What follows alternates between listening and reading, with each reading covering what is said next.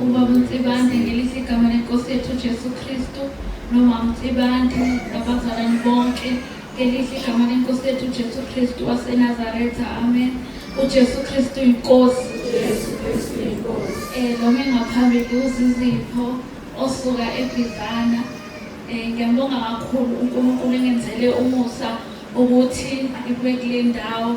Bonga nenkosi uJesu ukuthi ingilandelelile ukuthi ngibe kule ndawo, ngibe sentabeni ngoba ngangayitshela ukuthi ngiyoke ngiphinde ngikhonze enkonzweni ekuthola khona nokuguqwa khona nge-experience.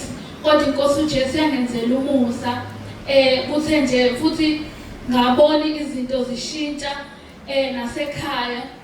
Noma maze ekhaya ngaze ngalisa ngindawo ukuthi ngithi uJesu Kristu inkosi ukho konke ngophinde sifakaze egruphini kaMama Seko ozasithetha indaba. So angibuza athi indaba nina nithatha imfundiso ezingazazi ukuthi njalo uJesu Kristu inkosi, Jesu ngichaze uJesu Kristu inkosi, ngimchazele. Athi futhi nje ukhonze enkonzweni ingenamoya engcwele ebhorayo nje yabo asho yonke into. Ngithule ngithi mina yabo le badla besiphuma kulo ke upastor wakhona-ke beshumayela yabo bazi ukuthi-ke movutha-ke uyamemeza yonke leyo nto.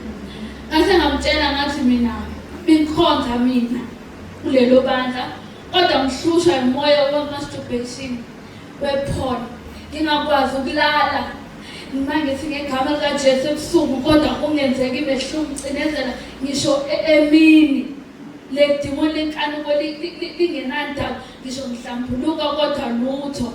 Kodwa ngenkathi ngize entabeni la okwashintsha khona ilanga ngabuza ubumnandi bokusindiswa.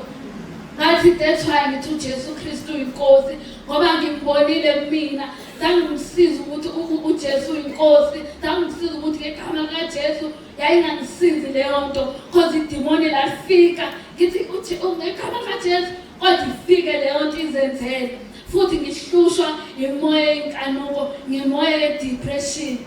Ngamtshela uma ukuthi that's why ngeke uze u-understand.